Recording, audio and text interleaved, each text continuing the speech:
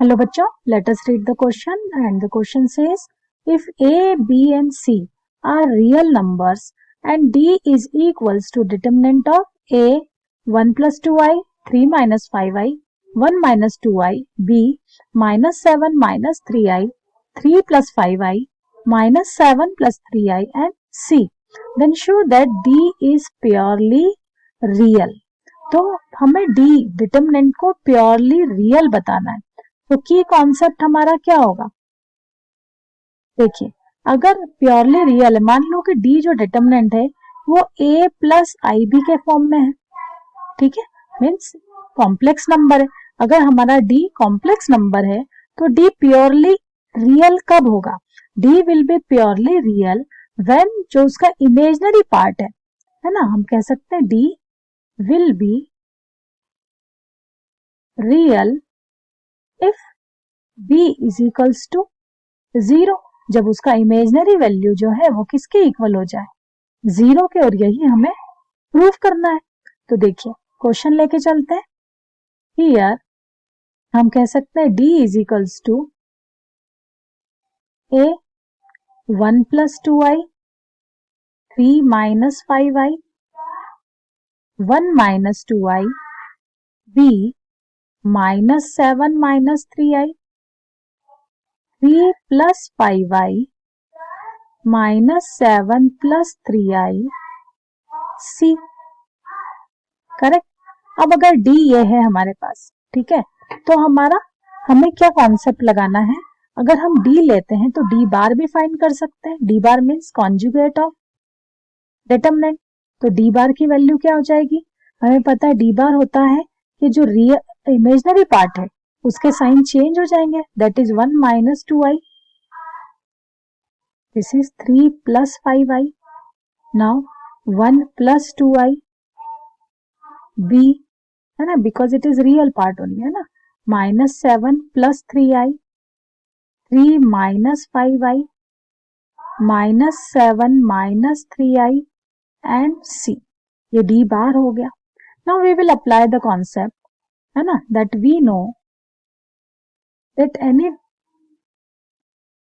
Transpose determinant of transpose of a determinant is equals to determinant of A, correct. A transpose का determinant है वो A के equal होता है।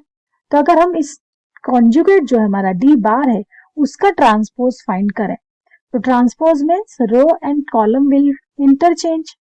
तो हम कह सकते हैं कि द D बार वो भी D बार के इक्वल ही होगा, है ना।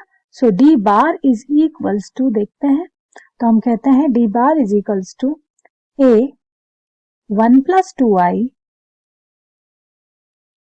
3 minus 5i 1 minus 2i b minus 7 minus 3i and 3 plus 5i minus 7 plus 3i and c, ठीक है।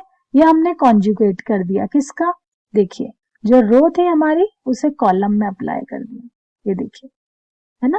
तो कॉलम और रो को इंटरचेंज किया। अगर आप इसे कंपेयर करें हमारा, ठीक है, क्वेश्चन से कंपेयर करें तो a 1 minus 2i 3 plus 5i, देखिए a 1 minus 2i 3 plus 5i। Similarly question है 1 plus 2i bn minus 7 plus 3i 1 plus 2i bn minus 7 plus 3i, मतलब हमारा जो कॉन्जुगेट का ट्रांसपोज हमने किया तो वो किसके इक्वल आ गया है, वो आ गया हमारी ओरिजिनल डिटरमिनेंट के इक्वल। लेकिन अगर हम बात करें हमारा डी तो था, क्या था, कॉम्प्लेक्स फॉर्म में था। अगर कॉम्प्लेक्स फॉर्म में था तो डी को हम a प्लस आई बी के फॉर्म में लिख सकते हैं, ठीक है, यहाँ, है ना, इज इक्वल्स टू, अगर sorry a plus i b के फॉर्म में अगर डी नम था तो उसका कॉन्जुगेट क्या होगा, उसका कॉन्जुगेट होगा a minus i b, correct. और ये दोनों क्या कह रहे हैं, इक्वल।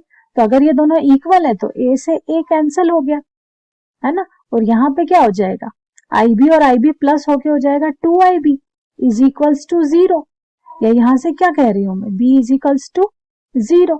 और अगर किसी डिटरमिनेंट का b पार्ट मैंने इमेजिनरी पार्ट 0 है, ये क्या है, इमेजिनरी पार्ट, है ना। अगर किसी डिटरमिनेंट का if d is equals to a plus i b where b is equals to 0, so d is equals to a, that is it is purely real. Correct. तो हमारा जो डिटरमिनेंट है वो पूरी तरह से क्या है, रियल है, और यही हमें प्रूव करना था। देखिए है ना, d इज प्योरली रियल, यही हमें प्रूव करना था। तो है ना, हमारा क्वेश्चन सॉल्व है। I hope this is clear to you. Thank you.